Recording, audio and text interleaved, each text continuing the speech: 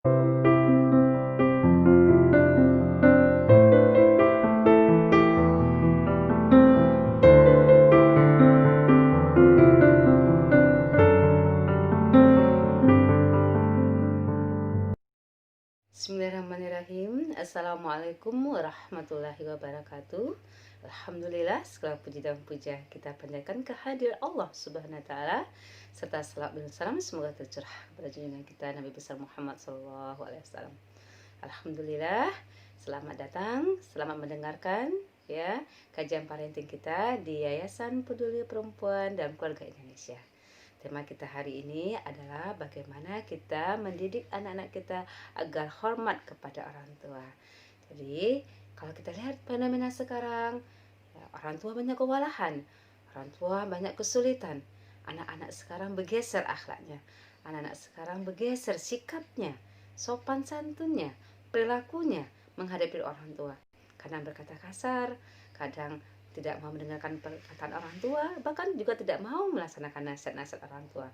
Nah, pada kajian hari ini ya, kajian yang dilaksanakan oleh Yayasan Peduli Perempuan dan Keluarga Indonesia, kita akan membahas tips-tips bagaimana kita menciptakan agar anak bisa menghormati orang tuanya. Nah, tips ini kami ambil dari tulisan dari seorang ya teman kami, Umu Koyas ya. Mudah-mudahan tips ini bisa bermanfaat buat kita semua. Apa yang pertama yang kita lakukan untuk menumbuhkan rasa hormat anak kepada orang tua adalah perlakukan anak kita sebagaimana kita memperlakukan orang dewasa. Nah, jadi kadang-kadang kita menganggap anak itu adalah anak kecil yang harus mengikuti perintah kita, tapi kita memperlakukan anak itu seperti anak dewasa ya, sehingga kita mengatakan memberi kepercayaan kepada anak bahwasanya anak bisa melakukan apa yang kita arahkan. Kita hormati, kita hargai pendapatnya, kita diskusi. Setelah itu kita juga sering bermusyawarah kepada anak. Kita menghargai anak, menghormati anak seperti mana kita memperlakukan atau berbicara atau menghormati orang yang sama dengan kita. Kedua adalah berikan contoh yang baik dan perlakukan anak seperti mana Anda ingin diperlakukan. Nah, berikan contoh yang baik. Kita ingin diperlakukan dengan perkataan yang baik, dengan sikap yang santun, dengan sikap yang sopan. Nah, begitu juga yang kita lakukan kepada anak kita. Jadi memang perlakukan, beri contoh yang baik, kasih contoh yang baik. Nah, dengan kasih contoh yang baik, setelah itu perlakukan mereka seperti mana kita ingin diperlakukan oleh mereka. Kalau kita ingin diperlakukan baik oleh mereka, ingin diperlakukan santun oleh mereka, ingin diperlakukan hormat oleh mereka, kita juga memperlakukan mereka dengan santun, dengan hormat. Dengan bagaimana kita memberikan contoh teladan terlebih dahulu. Kemudian kita juga bersikap tegas dengan apa yang kita ucapkan, dengan apa yang kita berikan. Jadi kita tegas supaya mereka hormat. Jadi ada aturan-aturan memang yang harus kita bikin tegas. Aturan-aturan ketika dia anak-anak harus masuki ya, melaksanakan tugas-tugas sekolahnya, ya, melaksanakan aturan-aturan di rumah, ya. Jadi harus ada aturan-aturan yang tegas, ada aturan-aturan yang disepakati bersama, dan aturan-aturan itu memang sudah dibuat bersama, setelah itu disepakati bersama, sehingga ketika aturan-aturan itu dilanggar, kita memberikan sikap yang tegas supaya aturan-aturan itu tidak dilanggar.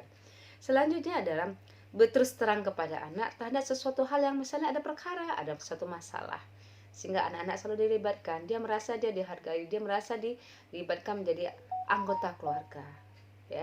Nah, jadi diskusi, musyawarah yang baik. Dengan diskusi dan musyawarah yang baik, yakinlah anak-anak kita juga akan menghormati kita sebagai orang tuanya, sebenarnya kita juga menghormati mereka.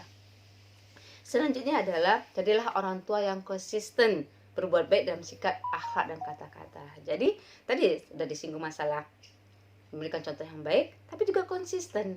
Karena itu harus ada kesepakatan antara ayah dan ibu di rumah, dalam keluarga, ketika memberikan aturan, itu harus konsisten. Jangan sampai aturan itu dibuat untuk dilanggar. Aturan itu dibuat hanya periode-periode tertentu boleh dilakukan, periode-periode yang berikutnya itu dilapangkan, dilonggarkan, bahkan tidak dikerjakan lagi. Jadi kita harus konsisten apa yang telah disepakati bersama, sehingga anak-anak paham, oh ini aturan-aturannya. Sehingga mereka tidak melanggar apa-apa yang pernah kita bikin peraturan-peraturannya bersama. Nah, selanjutnya bagaimana supaya anak-anak kita bisa menghormati kita adalah berilah dia pujian ketika menunjukkan sikap yang baik. Jangan kita beri dengan pujian, beri dia pujian. Ketika melakukan hal yang baik, kita katakan Masya Allah, Tabarakallah, Alhamdulillah, luar biasa anak umi, anak ibu, anak bunda, ya, anak mama. Ya. Jadi berikan pujian-pujian sehingga anak-anak itu tahu dia dihargai. Sehingga anak itu tahu apa yang dilakukan itu adalah sesuatu hal yang bisa membuat bahagia orang tuanya. Katakanlah kita bangga punya miliki anak seperti dia. Katakanlah betapa senangnya kita diperlakukan seperti itu sehingga anak juga merasa dihargai apa yang dilakukannya. Kemudian jangan sekali-sekali kita berdusta dan membohongi anak. Nah, ini kadang-kadang orang tua merasa berhak untuk bisa berdusta atau membohongi orang tua, ya. Sehingga kalau kita banyak berdusta atau membohongi orang tua, anak kita tidak percaya kita lagi, bahkan tidak menghormati kita lagi. Karena katakan, "Oh, ibu suka bohong, ayah suka bohong," atau kita suka berdusta gitu ya. Jadi katakan kepada anak kita kalau hal-hal yang memang tidak yang semacam mestinya kita katakan itu juga ya, secara jujur, jangan kita tutup-tutupin. Sehingga apa? Kalau banyak berbohong orang tua, banyak berdusta orang tua, anak tidak hormat lagi kepada orang tuanya. Oleh karena itu, jadilah komunikasi yang baik, komunikasi yang dari hati ke hati, karena anak-anak ini adalah bagian daripada jiwa kita juga, bagian daripada kehidupan kita, dan mereka adalah yang akan membangun peradaban masa depan nanti. Kemudian bagaimana supaya anak kita bisa menghormati kita? Jangan ego. Ketika kita melakukan kesalahan-kesalahan, ada kekhilafan, jangan ego. Jangan kita merasa kita yang paling benar sebagai orang tua sehingga kita tidak menerima masukan anak-anak kita. Terima masukan anak-anak kita. Kalau ada masukan-masukan yang mungkin tidak sependapat dengan kita diskusikan bersama-sama. Kita ambil jalan tengahnya. Kita ambil jalannya yang sama-sama disepakati, jalan-jalan sama-sama dimusyawarahkan.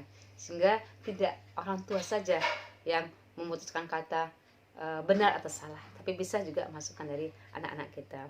Nah juga kalau kita ada salah, jangan malu mengucapkan minta maaf kepada anak. Katakan, oh iya ibu salah, oh ayah salah, oh iya bunda salah atau mama salah. Mungkin khilaf ya, mama dan ayah minta maaf ya, mudah-mudahan kita ke depannya lebih baik lagi. Jadi memaafkan dan kita mudah memaafkan dan anak kita juga mudah memaafkan kita ya. Dan yang terakhir juga hormati anak-anak, terbiasa belajar menghormati hak orang lain. Jadi hormati anak-anak. Kalau kita ingin harus dihormati oleh anak-anak kita juga mengajarkan kepada anak kita bagaimana dia menghormati hak orang lain, bagaimana dia menjaga ya pergaulan dengan teman-temannya, hak-hak temannya, hak untuk ditutup aibnya, hak untuk dijaga ya, perkataan-perkataan sehingga perkataan-perkataan itu yang keluar adalah hal yang baik. Apalagi di era sosmed sekarang ini, kadang-kadang anak-anak ya harus kita perhatikan jangan sampai dia tidak terkontrol di dunia maya, yang berselancar dunia maya dengan pergaulan-pergaulan yang tidak baik, dengan kata-kata yang tidak baik ya. Itu harus kita perhatikan. Itulah beberapa tips ya bagaimana menurut Ummu Qayyas kita bisa menumbuhkan ya kepada anak-anak kita agar anak-anak kita hormat kepada kita. Bukan suatu proses yang gampang, tetapi bukan sesuatu hal yang tidak mungkin. Sesuatu bukan mungkin kalau kita ingin, ada keinginan, ada tekad dan ingin mencoba. Selamat mencoba, dan saya juga akan mencoba supaya anak-anak kita menjadi anak-anak yang mau menghormati orang tuanya. Terima kasih atas perhatian semuanya. Assalamualaikum warahmatullahi wabarakatuh.